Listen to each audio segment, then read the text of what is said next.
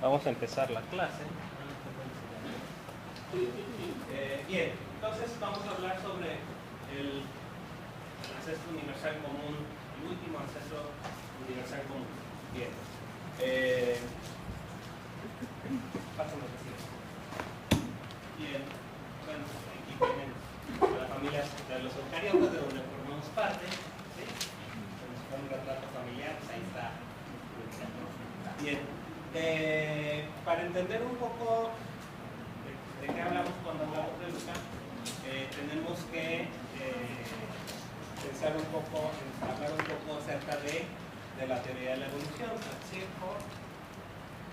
Ya todos a estas alturas deben saber que la teoría de la evolución fue propuesta por Charles Darwin a finales del siglo XIX y desde entonces ha sido refrendada en múltiples ocasiones por parte de la biología. Cada vez se han encontrado más evidencias que la respaldan. Aquí hay una bonita caricatura que hicieron en su tiempo porque decían que una mala concepción de lo que es la evolución,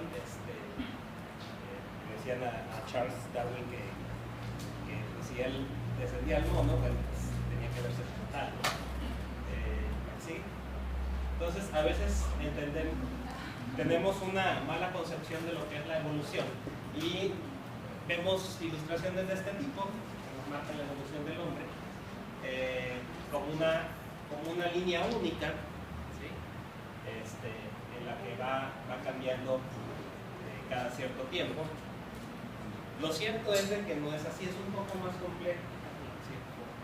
La evolución es un poco más complejo. Esto es nada más, ¿sí? La evolución de los primates, nada más la pura evolución de los primates. Entonces vean que el árbol es bastante complejo, ¿sí? Hay líneas que se van cortando y esto es en millones de años, ¿de acuerdo? En 60 millones de años han aparecido todas estas especies. La que sigue se explica un poquito mejor. Bueno, mentira. Este es el árbol evolutivo de los primates, ya más complejo, ¿sí? Aquí está nuestra familia más próxima, que es la de los homínidos, ¿sí? Y aquí está nuestra especie, la especie Homo, ese pedacito, pero todos estos es la familia de los primates, ¿sí? Parece que me gustó. La que sigue, nada más para ver si la que sigue. No, creo que todo está así.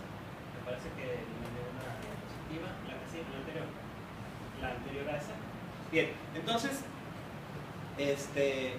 por ejemplo, es un error decir que es el mono.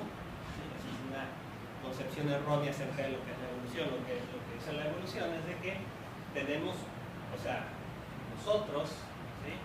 Todos los simios que conocemos, que es la familia de los primates, todos tenemos un ancestro en común, ¿sí? Estaría por acá. Y lo que sucede es que en cada ciertos millones de años han ido apareciendo nuevas especies, ¿sí?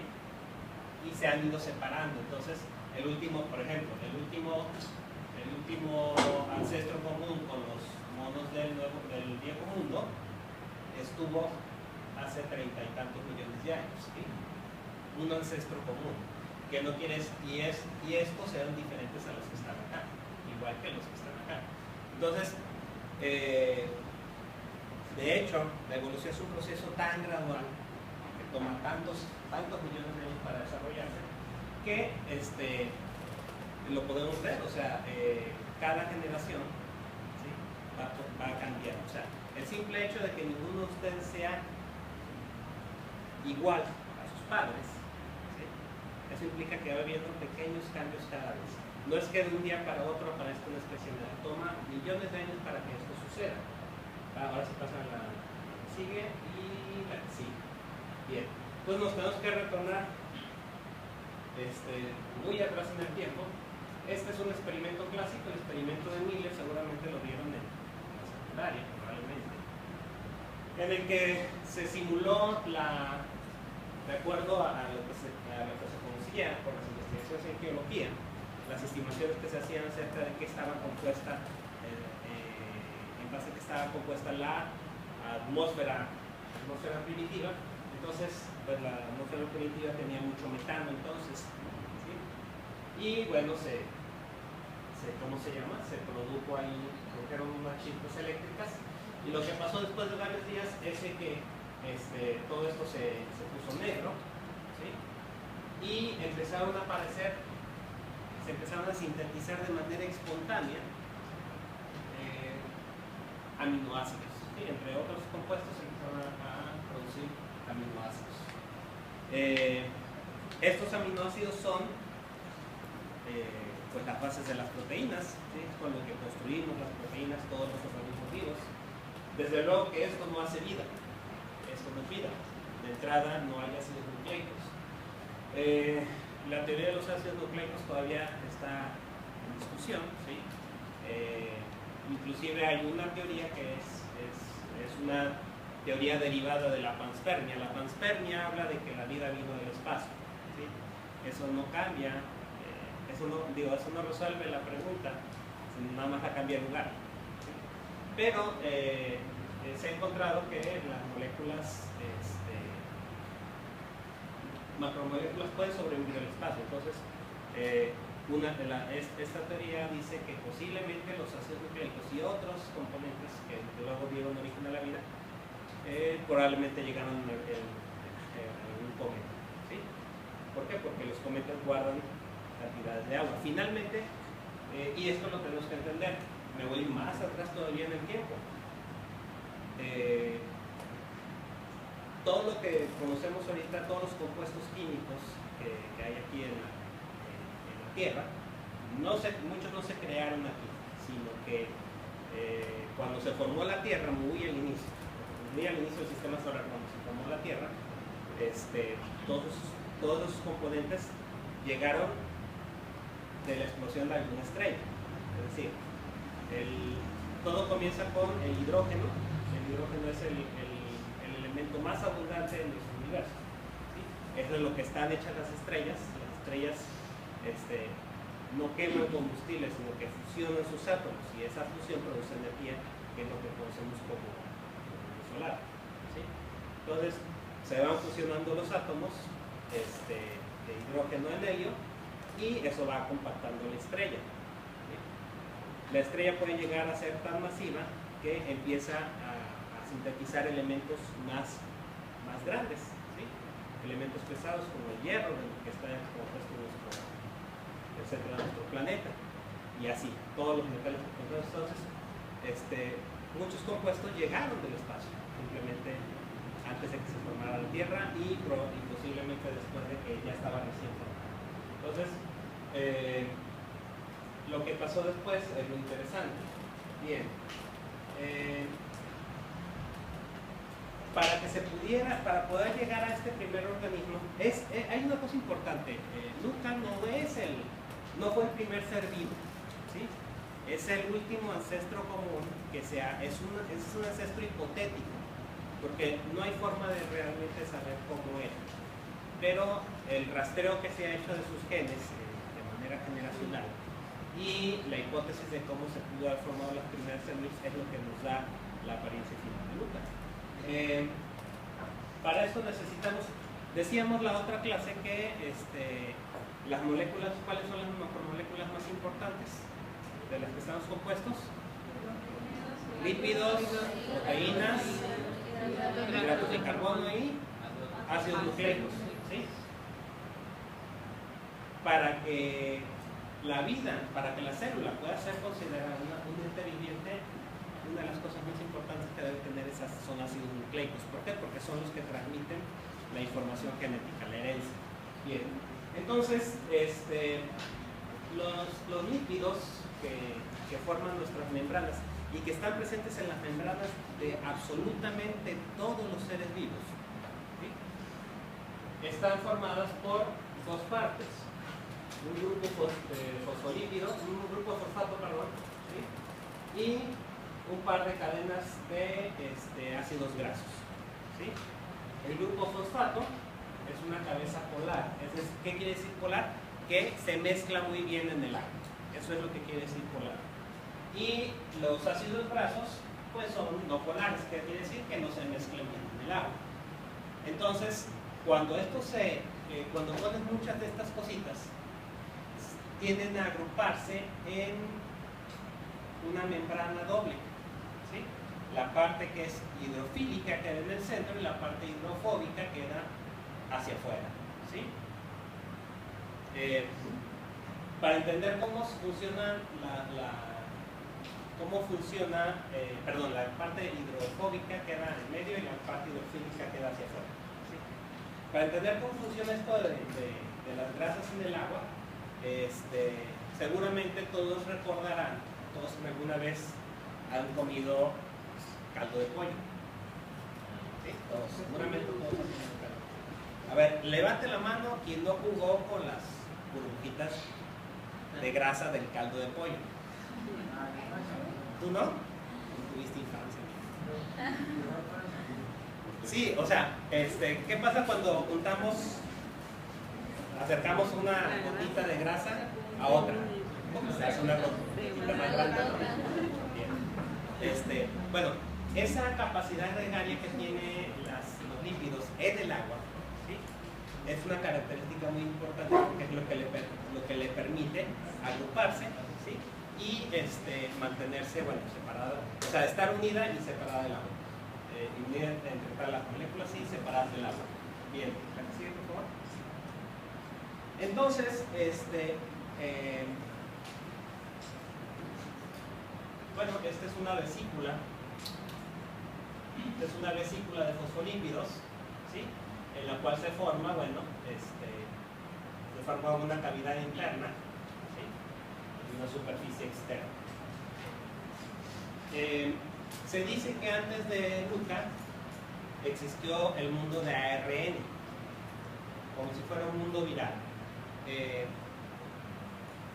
El ARN se cree que fue la primera molécula de ácidos nucleicos que existió, ¿sí? El ARN es una molécula, a diferencia del ADN, es una molécula de cadena única, ¿sí? Y como es de cadena única, a veces se pliega de esta forma para mantener cierta estabilidad.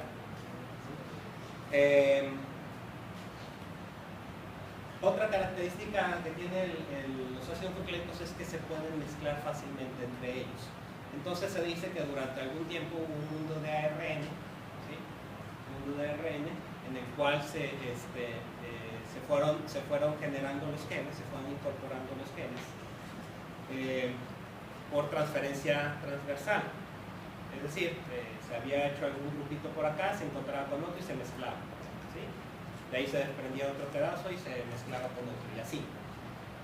El asunto aquí es que el ARN es muy inestable, muy lábil. En el laboratorio, cuando trabajamos con ARN, si lo miras feo, se te degrada, ¿sí? Tienes que limpiar la mesa con anti-RNasas para que no se te degrade y la extracción que hagas de ARN dure, ¿sí? Y en cuanto lo tienes que hibridar con ADN para sacar una copia y tener la copia de ADN que es más estable. Y es que el ADN es una molécula estable. Después vamos a hablar del ADN y todas sus características y me van a entender mejor esta parte. Pero ya la transformación de ARN a ADN permitió ya tener una molécula más estable y más duradera, ¿sí? Bien, entonces cuando una de estas moléculas de ARN y o de ADN quedó atrapada en el interior de una vesícula de fosfolípidos, bueno, técnicamente tuvimos la primera, ¿sí?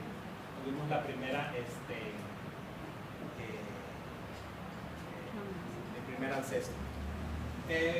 Esta persona, Carl Wood, ¿sí? Propone la hipótesis del progenote. El progenote sería anterior a Luca, ¿sí? Sería anterior a Luca y sería el primer organismo que combinó estas dos cualidades, ¿sí? De meter un ácido nucleico dentro de una vesícula y con características autorreplicantes. Entonces, ese sería probablemente ahora sí el primer ser vivo, ¿sí? Bueno, no el primer ser vivo porque no estamos seguros si el primero sobrevivió su descendencia, ¿sí? Pero entonces se cree pues que una de las hipótesis que se maneja sobre Luca es que posiblemente haya sido ya un procariota más establecido.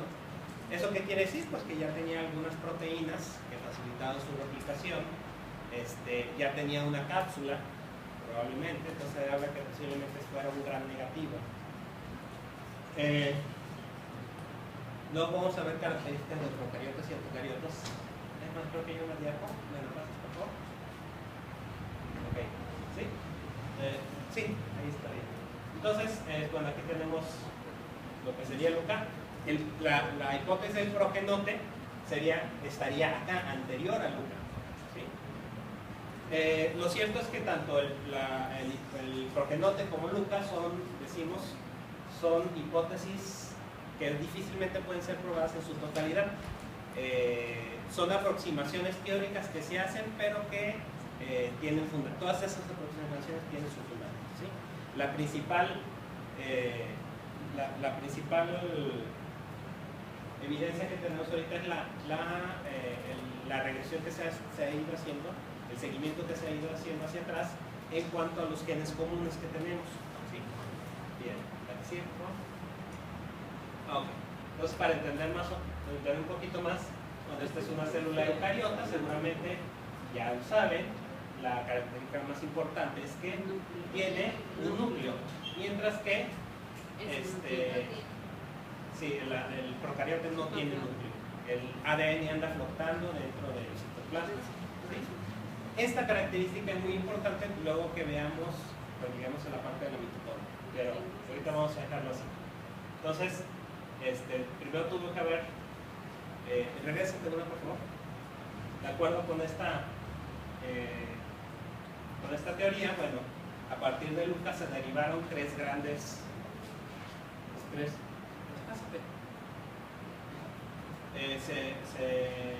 se derivaron tres grandes ramas. Tenemos a la rama de las bacterias, a la rama de la arquea y de aquí de las arqueas, en una etapa un ancestro común con las arqueas, ¿sí? Se derivó lo que son como los eucariotes, que son pues prácticamente todos los animales, plantas, hongos, ¿sí? Todos estos, ¿de acuerdo? Aquí, bien. Ok, ¿hasta aquí preguntas? ¿No? Bien. Entonces, quería empezar con el tema de Lucas, de Luca antes de hablar de homeostasis por una razón. Bien, entonces, imaginemos el momento en el que apareció este organismo.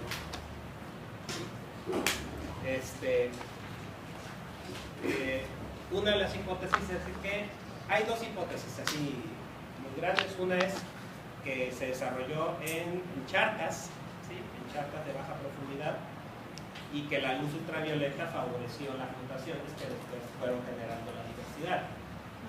Otra los defensores de Luca aseguran que se desarrolló en las profundidades del mar, en las chimeneas submarinas, como las que todavía existen, ¿sí?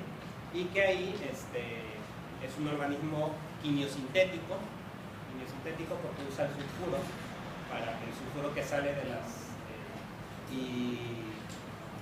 y bueno, entonces esas son las dos posibles condiciones en las que apareció este organismo.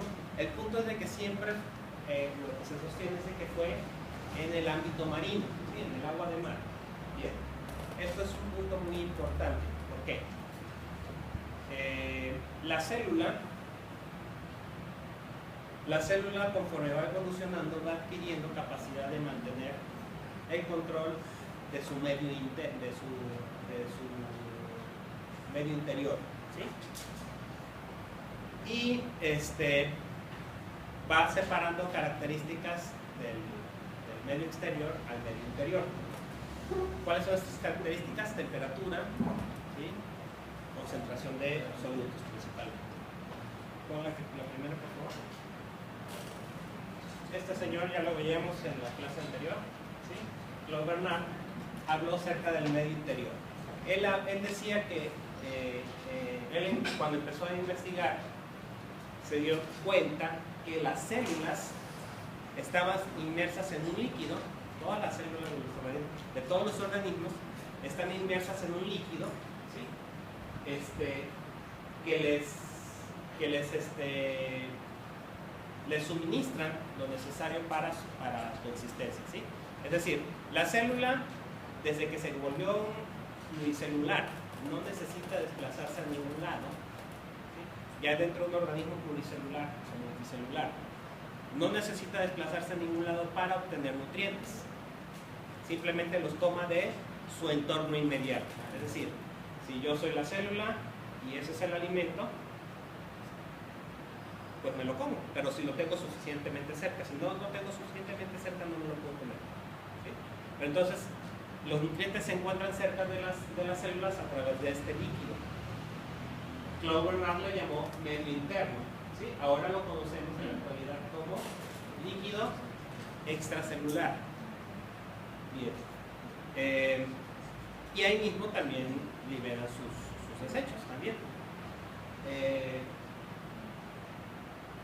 Cannon, ya en el siglo XX, retoma el concepto del medio interno de Bernard y acuña el término de homeostasis. La homeostasis se refiere a esa característica que tienen los organismos para mantener su medio interno, su medio extracelular, bajo condiciones estables todo el tiempo. ¿Por qué? Bien, actualmente le decimos estrés a toda aquella cosa que nos saca de nuestra rutina, ¿no? Que nos ponen aprietos de tiempo o de prisas, cosas así. El punto es de que el estrés nos agobia, ¿no? Bueno, hay estrés a nivel celular también. ¿Qué es el estrés a nivel celular? El estrés es cuando la temperatura sube mucho o baja demasiado, ¿sí? La célula se estresa. ¿Qué quiere decir que se estresa? Bueno, empieza a sufrir, lo voy a poner entre comillas, a sufrir. ¿Por qué? Porque todas sus funciones empiezan a decaer, ¿sí? Si sube mucho la temperatura, las membranas corren el riesgo de romperse. Si baja mucho la temperatura, baja el metabolismo y si se forman cristales, se rompe la célula también. Entonces, eso es para la temperatura. Luego, la condición de los iones, ¿sí? Y la composición de los iones, de los solutos que están disueltos en el agua, también es importante, ¿sí? Hay en la actualidad algunos organismos que conocemos como extremófilos. ¿Qué quiere decir que son extremófilos? Que pueden vivir en ambientes extremos, pero poseen características especiales que les permiten vivir en esas condiciones que de manera convencional cualquier otro organismo no podría vivir. Ejemplos, por ejemplo, todos han ido, por ejemplo, a algún estero alguna vez, ¿no? Un estero. Nunca han ido a Boca de Pascuales o a... ¿no? ¿Sí? ¿Qué es un estero? Un estero es un lugar donde llega un río y se junta con el mar, ¿correcto? Bien. En algún punto va a haber un choque de agua dulce y agua salada. Si alguien ha tenido alguna vez pecera, sabe que no puede poner peces de agua salada en agua dulce o viceversa. Bueno, hay algunos que sí aguantan. Pero de manera general es así, ¿no? Si tú tienes una pecera de agua dulce, solo puedes meter peces de agua dulce. Si metes un pez de agua salada, se muere. Igual. ¿Por qué? Porque están acostumbrados a cierta composición. Bien. Bueno, hay organismos que se han adaptado y que soportan esos cambios bruscos de salinidad, ¿sí?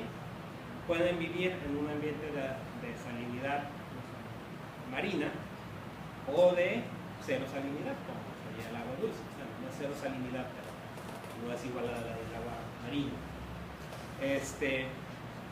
Pero tienen mecanismos internos que ya les permiten sobrevivir. Hay hay bacterias que se encontraron. En Estados Unidos hay un parque llamado Yellowstone, donde hay un geyser muy famoso, probablemente sea el geyser más famoso del mundo. Le llaman el viejo fiel porque a cierta hora, todos los días, está echando, cada determinado tiempo está aventando su ráfaga, ¿sí?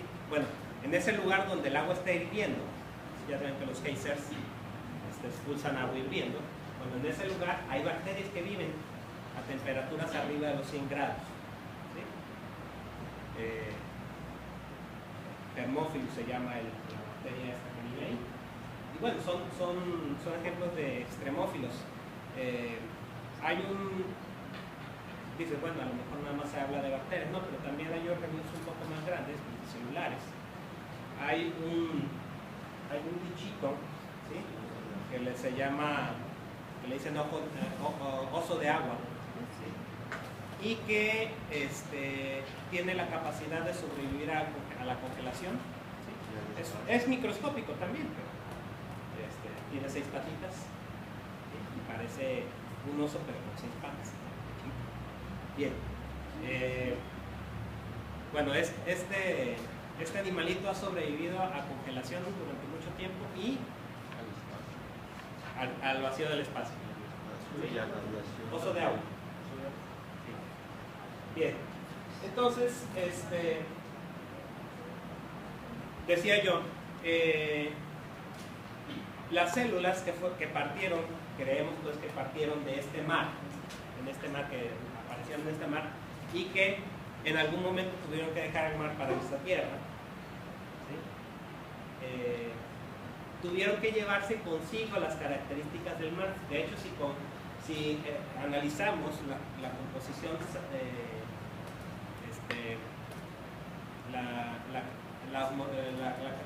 la calidad de solutos que tiene el líquido extracelular y el agua marina no son idénticos, pero sí son muy parecidos, ¿sí? Es como si los organismos hubieran llevado consigo el mar a tierra, ¿sí? Imaginen, por ejemplo, un pez cuando se lo llevan a una casa, se lo llevan dentro de una pecera, ¿verdad? No lo pueden dejar ahí en el patio, ahí tiene que vivir dentro de una pecera. Bueno, eso pasa también con las células. Las células necesitan tener su ambiente y un ambiente que esté bajo ciertas condiciones de estabilidad para que no se estrese, ¿sí? Entonces a eso le llamamos homeostasis, al mantenimiento del organismo dentro de los límites que permiten que la célula desarrolle sus funciones. Eso es la homeostasis. Y es palabra para el glosario. Otras palabras para el glosario: líquido intracelular, líquido extracelular.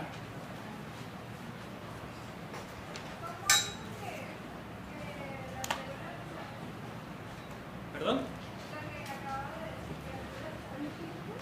No te entiendo.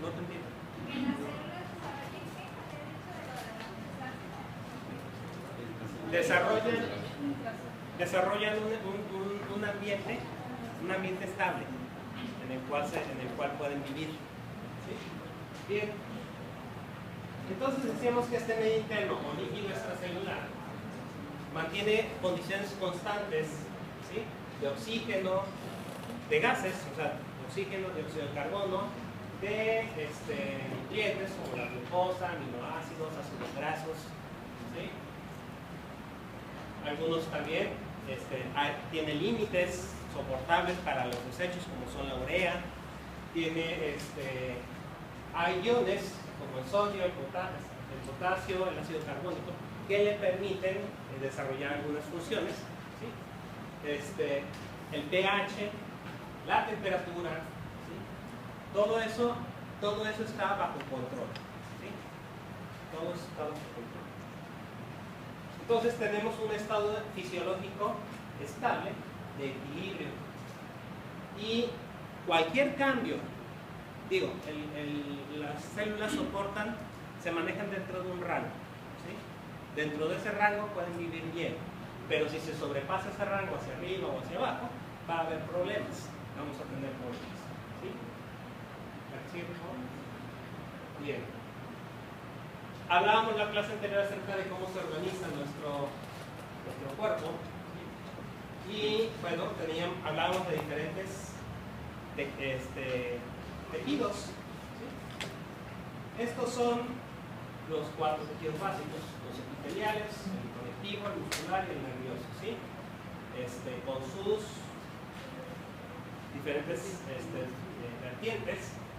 Los tejidos decíamos que forman órganos y los órganos forman aparatos sistemas. Todo el organismo, en sus diferentes tejidos y órganos, sistemas, trabajan de manera individual para una colectividad que ya es el organismo. Pásame la siguiente, por favor. Todos los órganos trabajan para mantener la homeostasis. Todas las células tienen su función. Entonces, por ejemplo, los pulmones se encargan de mantener el equilibrio de los gases, sobre todo del dióxido de carbono y del oxígeno. Los riñones se encargan de filtrar la sangre, de metabolitos, ¿sí? Y de desechos.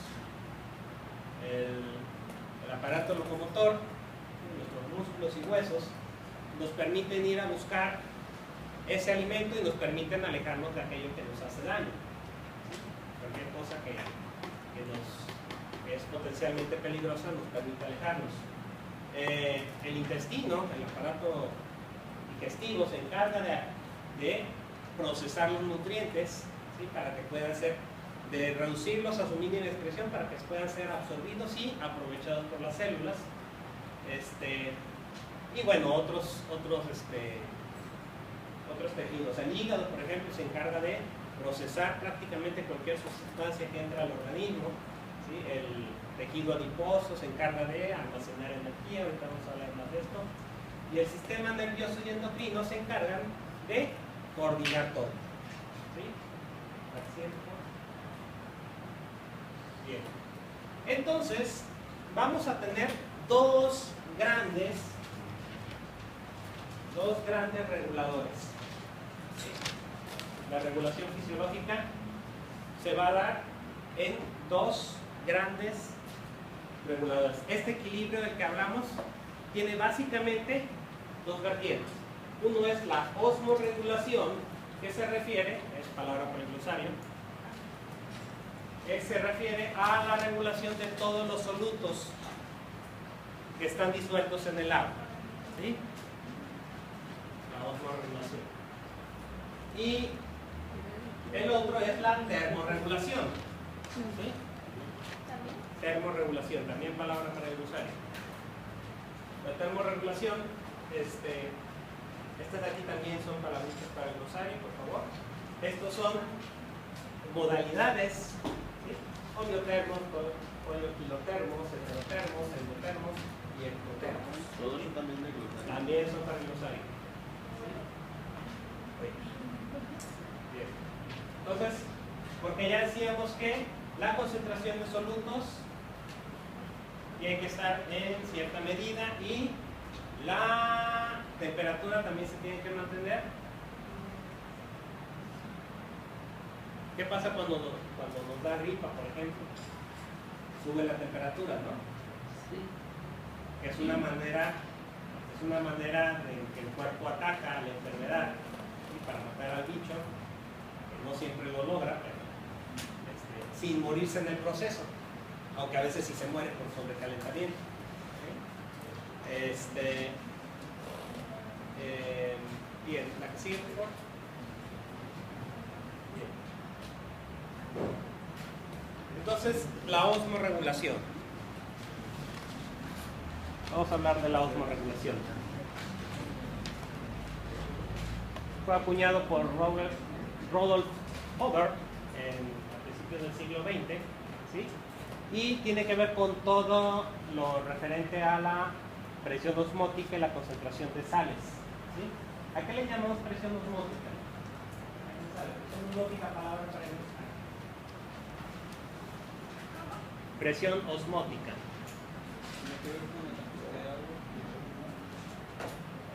Más que con la cantidad de agua, con la relación de agua y solutos. ¿Sí? Si tienes poca agua y muchos solutos, estás concentrado, ¿sí? Está osmoconcentrado. Si tienes mucha agua y pocos solutos, en relación a está diluido, ¿no? ¿Sí? Es como cuando se preparan un cafecito, como este que tengo aquí. Esta vez fue negro, ni modo. Eso quiere decir que no tiene azúcar, entonces, o si tuviera, tendría muy poquita. ¿Sí? Está diluido la cantidad de azúcar. Bien. ¿La que sigue, por favor? Bien. Entonces, el líquido extracelular va a estar en constante movimiento, llevando y trayendo estos solutos. ¿Sí? Para esto, el líquido extracelular se mueve a través de vamos, ahorita que lleguemos a la parte de los líquidos corporales, vamos a ver bien cómo es la división. ¿Sí? Pero hay una parte del líquido extracelular que se mueve a través de los vasos sanguíneos. No es propiamente el que aprovecha las células. El que aprovecha las células es el líquido intersticial. Líquido intravascular, líquido intersticial son palabras para englosar.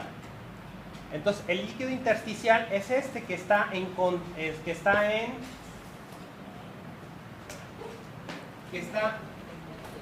alrededor de las células. ¿Sí? Líquido extracelular. Todo el líquido extracelular, el intravascular y el intersticial son líquidos extracelulares. ¿Cuál había dicho? Intersticial. El que está aquí. El líquido intersticial es el que se encuentra en vecindad de las células, es decir, es el que está a un ladito de la célula, alrededor de la célula. Ese es el líquido intersticial. Y es de ahí de donde se toman los nutrientes. ¿Sí? Hay una distancia, les decía que si el plato ese de comida estaba muy alcance, pues no iba a poder comer.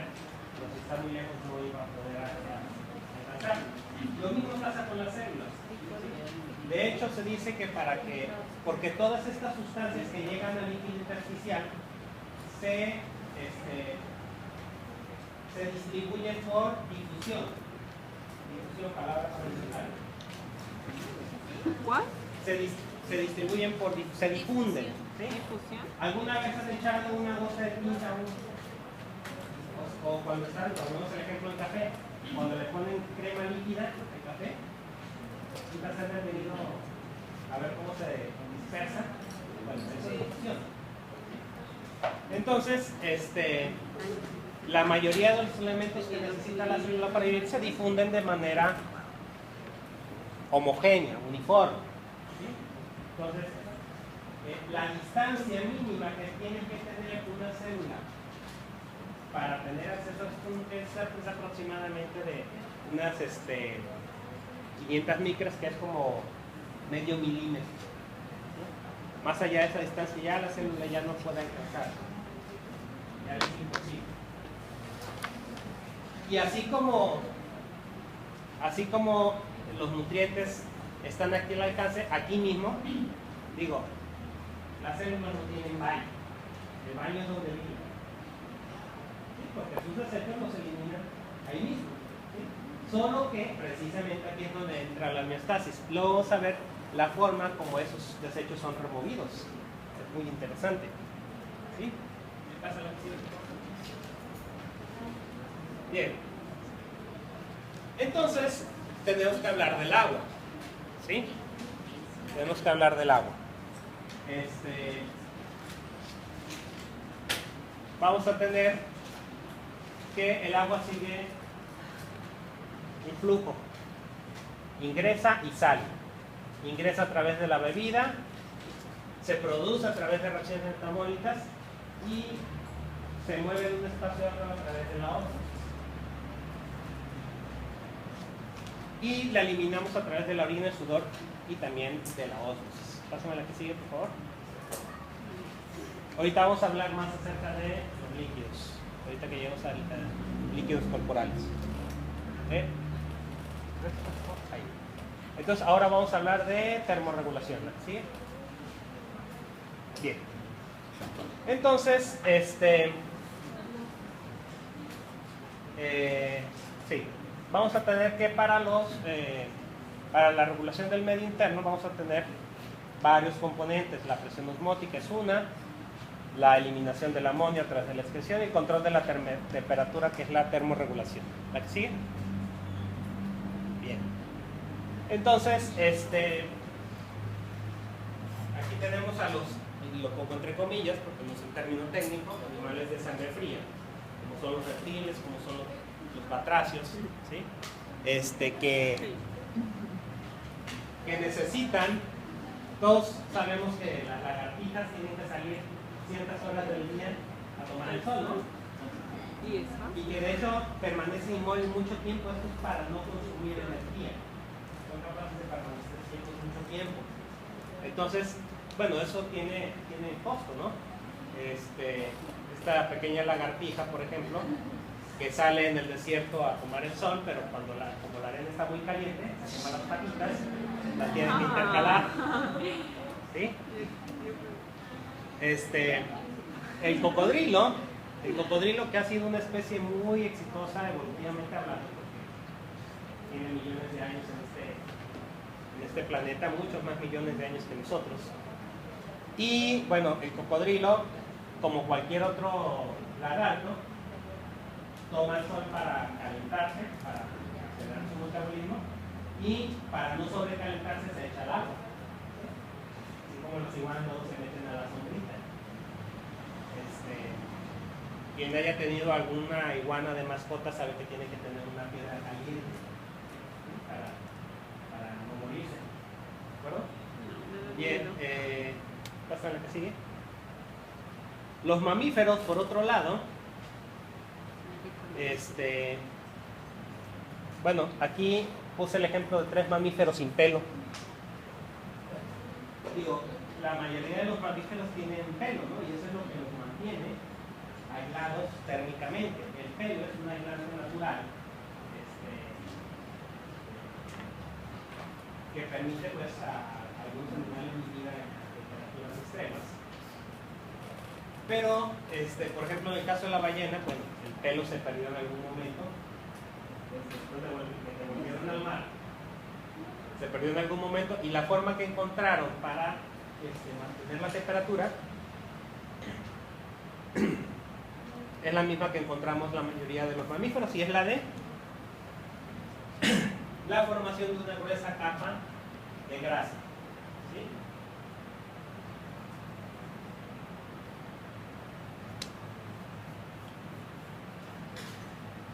Si alguna vez han comido iguana, saben que no tiene mucha grasita. Los reptiles no tienen mucha grasa. En cambio, los mamíferos sí. Sobre todo esas chuletas de cuerpo. Entonces, la grasa es un aislante natural y eso le permite a los organismos mantener un control de la temperatura más fino y que no depende tanto del medio ambiente. ¿Sí? No depende tanto del medio ambiente. De tal manera que los mamíferos se pueden mover en una amplia gama de ecosistemas. Y eso es lo que les permitió a nuestra especie, de hecho, pues, habitar todo el planeta. Bueno, eso, y además de que fuimos la primera especie en adaptar nuestro entorno en vez de nosotros adaptarnos al entorno. ¿Sí? Nuestra especie, de hecho, tiene una característica muy interesante que nos hace diferente al resto de los mamíferos, de hecho. Y es que perdimos nuestro pelo en el proceso, pero tenemos la mayor cantidad de glándulas sudoríparas por área de piel. ¿Sí? Esto es una característica interesante. Miren, para hablar un poco de termorregulación. Nuestra especie surgió en África, ¿sí? Entonces, en la sabana africana. Entonces, donde el calor era misericordia, ¿sí? Y donde había realmente extensiones muy largas para cacería. Entonces, las cacerías se tenían que hacer a distancia. ¿Qué fue lo que sucedió? Bueno, imaginen ustedes, bueno, primero tengo que hablar de los otros mamíferos. ¿Qué pasa con los otros mamíferos cuando se cansan? ¿Qué pasa si pones a correr un perro o un caballo? Bueno, el caballo sí suda, pero ¿qué pasa por ejemplo con un perro cuando corre? Se agita. Se agita y empieza a jadear, ¿no? Y saca la lengua. Bien. ¿Por qué saca la lengua? ¿Por qué jadea? ¿Vale? No es propiamente sudor. Es para enfriarse. ¿Vale? Para enfriarse. Es para enfriarse. ¿Qué es lo que sucede? Bien, la lengua es un órgano muy vascularizado, ¿sí? Y que tiene una gran cantidad de vasos capilares en la superficie. Lo que sucede es que cuando el perro jadea, pasan dos cosas. Una, está expulsando el aire caliente, ¿sí? Expulsa aire caliente y mete aire menos caliente. Y al sacar la lengua, el viento enfría la sangre que en ese momento está pasando por la lengua. Entonces pasa sangre más caliente, se enfría al pasar por la lengua y regresa al sistema un poco más fría, ¿sí? Entonces en el proceso se va enfriando y eso permite bajar la temperatura. ¿Qué pasa por ejemplo con los elefantes? ¿Han visto que los elefantes agitan las orejas? ¿Por qué las agitan? No tratan de volar, no se crean todo lo que ven en las películas. No trata de volar. Lo que sucede es que las orejas, ¿sí? Las orejas también son muy vascularizadas, ¿sí? Y es una membrana de piel muy delgada en comparación con el resto. Si alguna vez han visto un elefante de cerca, saben que es de piel muy gruesa, ¿no? Entonces, al agitarlas, lo que están haciendo es que la sangre que está pasando por la oreja en ese momento se está enfriando al pasar por esa membrana. No es raro entonces que el elefante africano tenga orejas más grandes que el elefante hindú, por ejemplo. ¿Sí? Entonces, ¿qué sucede? Bien, imaginen ustedes, de hecho, seguramente si han visto algún documental de Nat Geo o Animal Planet, donde pasan al chita. El chita es el mamífero terrestre más veloz que existe, ¿sí? Alcanza de 0 a 100 kilómetros en cuestión de segundos, ¿sí? Es un velocista. Ahorita que están de moda las Olimpiadas, saben que hay carreras de velocidad, como la de 100 o 200 metros, ¿sí? Y hay carreras de fondo, como el maratón de 43 kilómetros. Entonces, ¿qué sucede? ¿Qué sucede, por ejemplo, con el chita? Corre para atrapar a la presa, pero lo tiene que hacer en los primeros segundos de la carrera. ¿Qué pasa si no lo consigue en los primeros segundos de la carrera? La presa se va porque él se va a cansar rápido. Empieza a jadear. ¿Qué pasa cuando un animal empieza a jadear? Ya no puede correr. ¿Sí? Un animal que jadea no puede correr. Puede caminar rápido, pero ya no puede correr. ¿Sí? Entonces, imagínense a sus ancestros ahí en la sabana africana. No somos los más rápidos corriendo, ¿verdad? No. De hecho, cualquier león que nos persiga, el cerdito nos cena.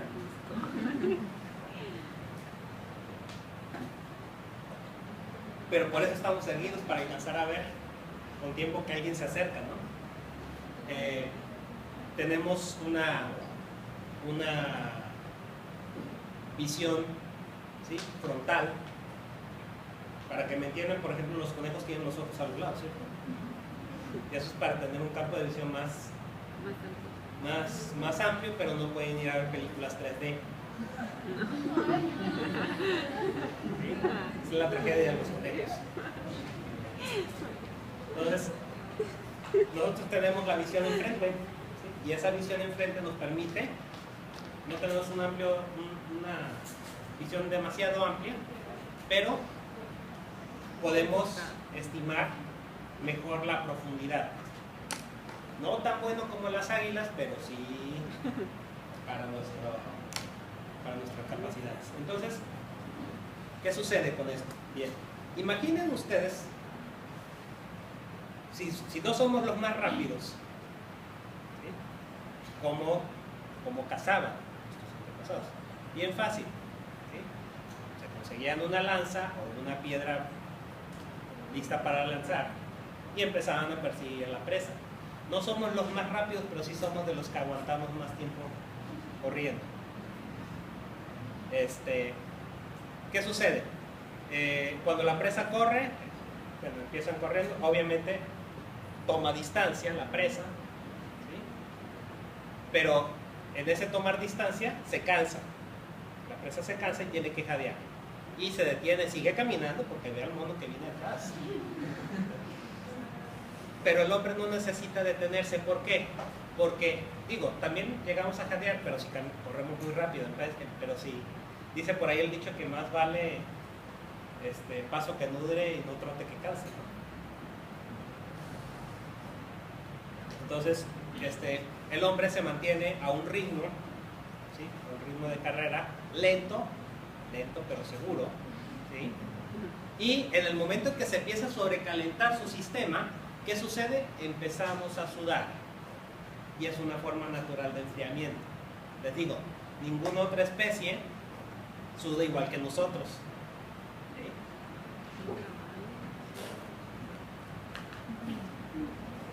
Entonces empezamos a sudar y eso nos mantiene fríos, relativamente fríos. Y empezamos a cortar distancia con la presa, porque la presa se va a ir deteniendo, digo, recupera el aliento la presa y otra vez emprende carrera y se vuelve a alejar, pero ya se aleja menos, ¿sí? Entonces el hombre se va acercando y luego se aleja menos y se aleja menos hasta que queda literalmente a tiro de piedra, ¿sí? Y entonces permite la caza. Entonces es posible que así haya sido como el hombre empezó a tener ventaja sobre otras especies. Y les digo, esa fue una, y la otra es que pues empezamos a encontrar que la piel de otros animales nos quedaba. Y eso nos permitió emigrar a climas más fríos, ¿sí? Y digo, a falta de pelo, pues se le pides a alguien. Y así nacieron las extensiones.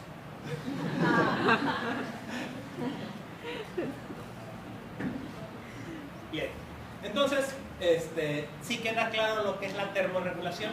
Sí. Bien, pásame la que sigue, por favor. Sí.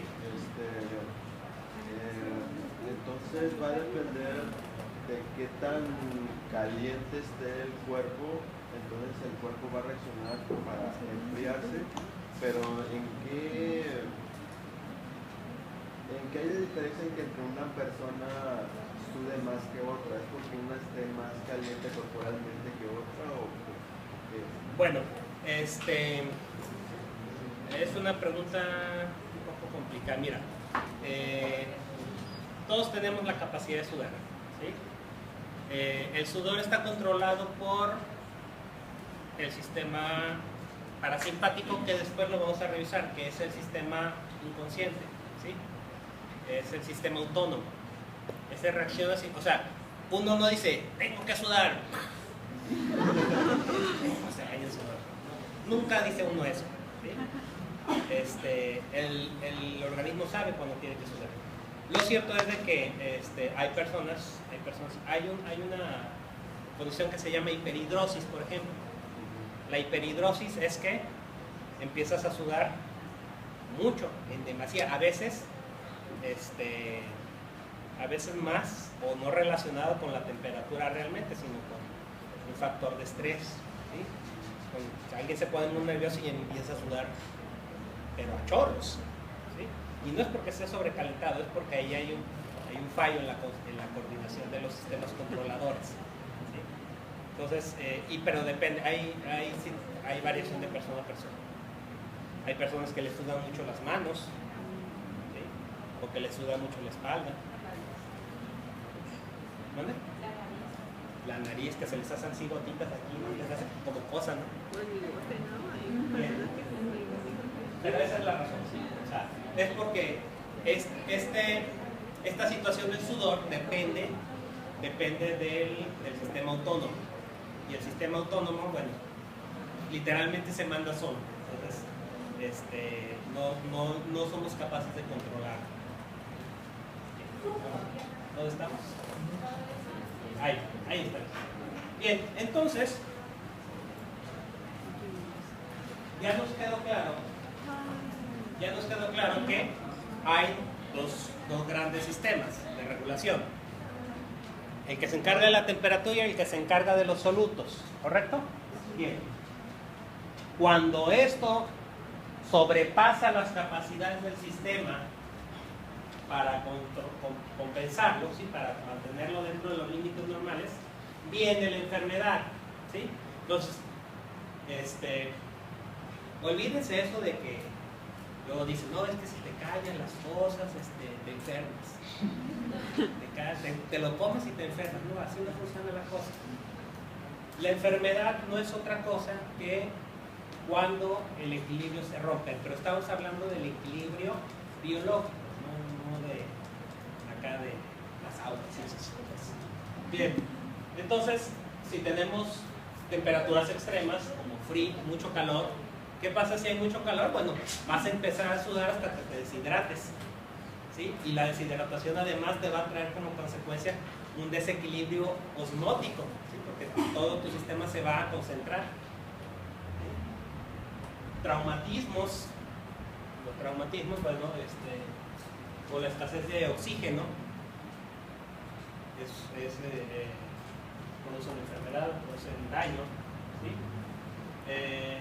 Esos factores son factores externos, pero también hay factores internos. Mucho ejercicio, cuando alguien padece de la presión arterial, o cuando alguien tiene diabetes y lo que sucede es que no puede ingresar la glucosa dentro de sus células, ya lo van a ver, ¿sí? Cuando aparecen tumores, también vamos a hablar un poquito de eso después, ¿sí?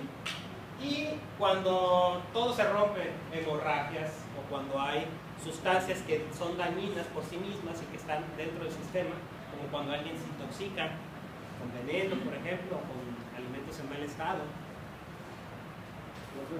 Sí. ¿Alguien tiene un martillo? Cuando te golpeas. ¿Sí? ¿Qué sucede cuando te golpeas? Bueno, rompes estructuras. Rompes estructuras, se rompen células, matas células, ¿sí? Se produce hemorragia. Entonces, todo eso son cambios aunque sea de manera local, ¿sí? al tejido donde están las células.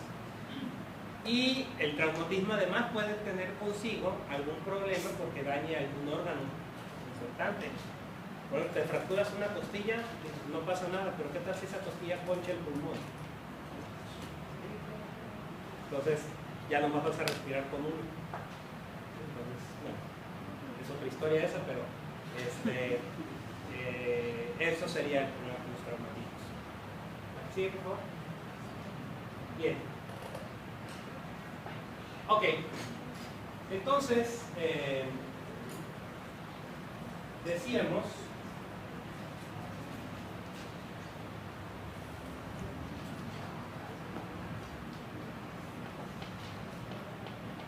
que para mantener la homeostasis, ¿sí? vamos a tener mensajeros químicos dentro del cuerpo que se encargan de decir al sistema cuando las cosas no van bien, ¿sí? Y para esto vamos a tener sensores. Todo nuestro sistema está repleto de sensores. Por ejemplo, si yo hago esto, ella sabe que estoy tocando. ¿Por qué? Porque hay un receptor que detecta cuando estoy presionando sobre la piel y sobre un área muy específica. Son sensores de presión, ¿sí? Cuando ibas a la cocina, te decía tu mamá, no entres a la cocina porque te vas a quemar. Bueno, El día que te quemas aprendes la lección. Y en el momento que te quemas, tu cuerpo inmediatamente sabe que algo va mal, ¿sí? Porque hay un receptor que detecta temperatura, ¿sí? No solamente esos cambios ambientales, sino cambios bruscos de temperatura, ¿sí? Tenemos receptores de temperatura que dicen que son potencialmente dañinos. Y desde luego que hay receptores nociceptores que se encargan de decir cuando algo está lastimando. Y no me refiero a la novia que los dejó el año pasado, sino algo que está lastimando los tejidos, ¿sí? Que está produciendo daño a nivel celular. Hay otro tipo de receptores que no son tan evidentes como son los de la presión arterial, ¿sí? Receptores que se encuentran en las bases, por ejemplo aquí de la carótida. A ver, seguramente todos alguna vez se han levantado muy rápido de la cama y han regresado igual de rápido porque se marearon. ¿Qué es lo que sucede? Bien, cuando están acostados, el corazón necesita menos trabajo para bombear la sangre, ¿sí? Y para que llegue, en primer lugar donde debe llegar la sangre es al cerebro, ¿sí? Entonces, cuando están acostados, al corazón no le cuesta trabajo mandar esa sangre al cerebro. Si ustedes se incorporan muy rápido, 1 o 2 latidos de esos primeros que se den cuando ustedes se levanten, van a tener la misma fuerza que usa el corazón para cuando están acostados. Entonces, le toma unas fracciones de segundo reconocer la baja de presión que se da a nivel aquí de las carótidas, y entonces manda la señal de decir, ¡hey! Se levantó. Entonces, en ese momento, ¿sí? Ese ascenso en la presión manda la señal de que hay un ascenso en el oxígeno, detecta una baja del oxígeno y una baja en la presión arterial. Lo que va a suceder después es que esa señal, bueno, pero esa señal tiene que subir primero al sistema nervioso autónomo y de ahí descender, ¿sí? Hasta el corazón y decirle al corazón que bombee más fuerte porque ya se levantó, ¿sí?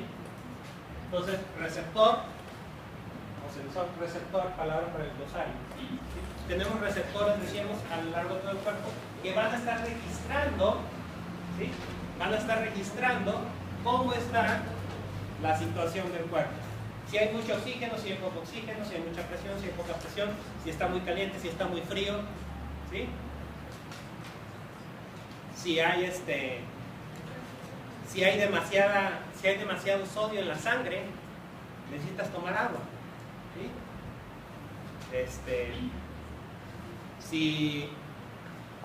Si hay muy poco sodio en la sangre, entonces la señal manda para que el riñón deje de capturar sodio y entonces la orina sale más cristalina, ¿sí? Se empieza a eliminar la orina con menos sodio.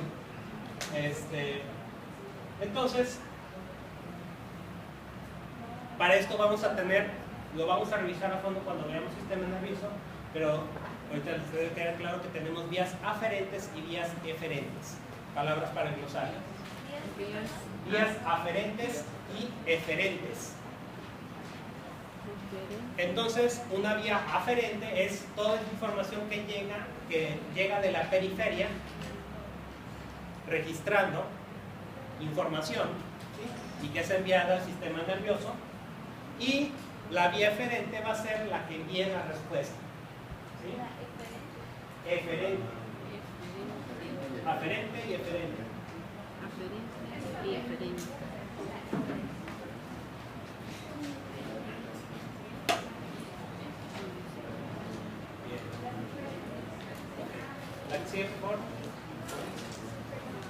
Bien, entonces este sería un resumen de cómo funciona la cosa, ¿sí?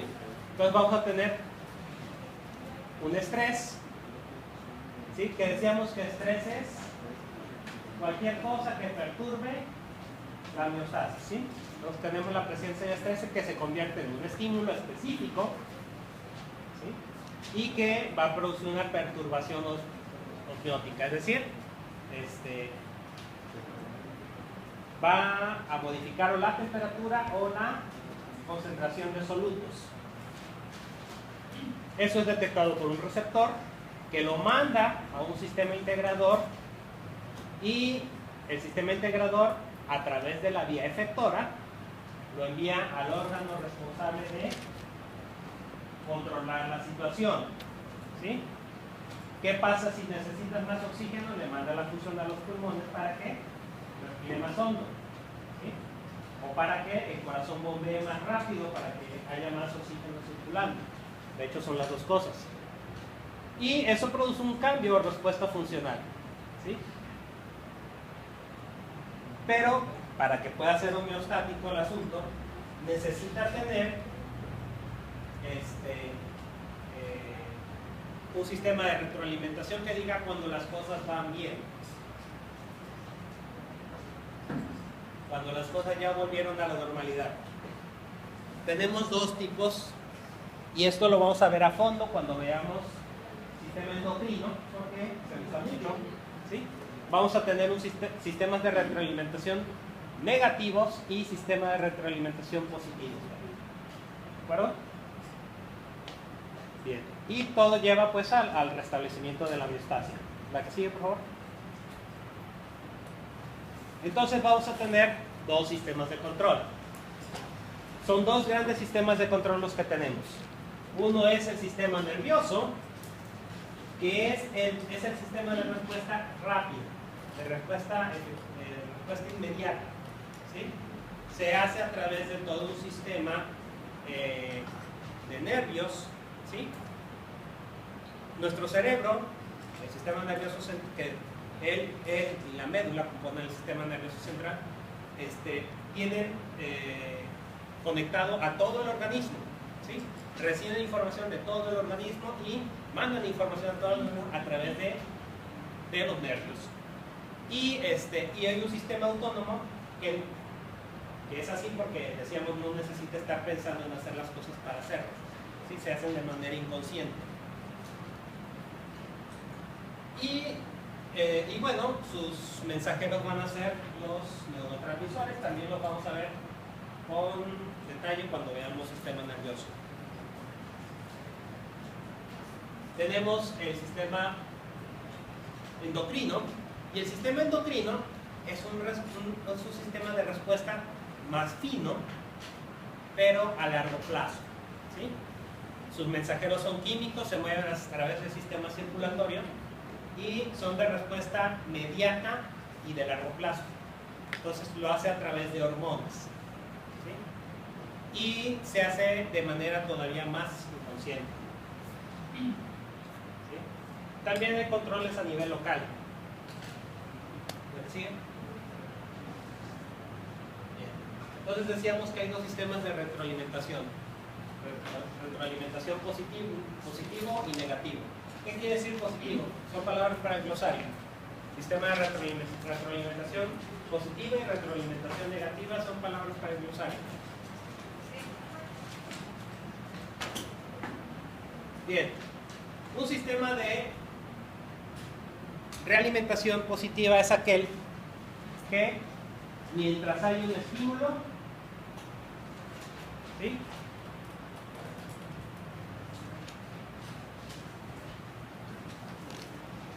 va a estar persistiendo y va a ser cada vez más grande. Es una forma de escalar, ¿sí?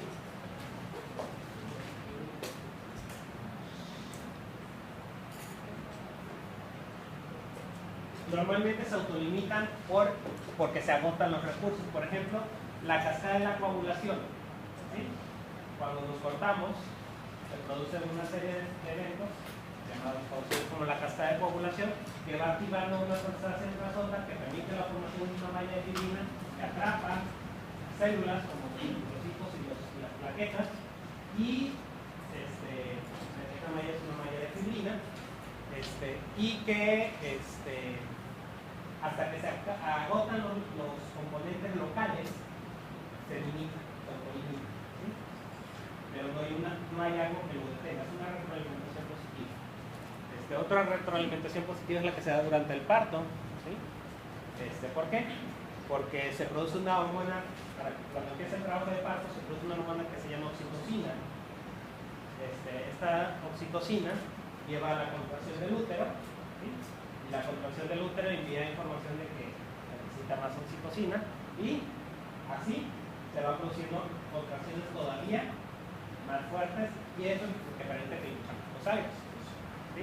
Luego vamos a hablar también de la oxitocina y otras funciones que tiene.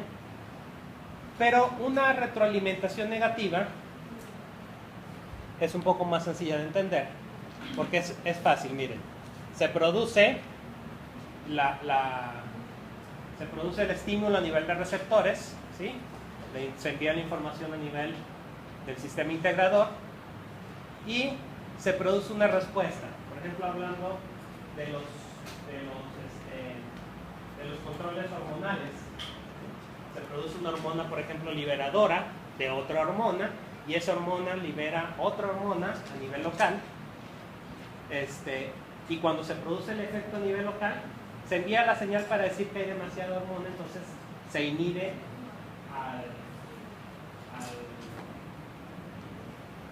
al receptor, entonces eso permite que ya no se produzca más hormona.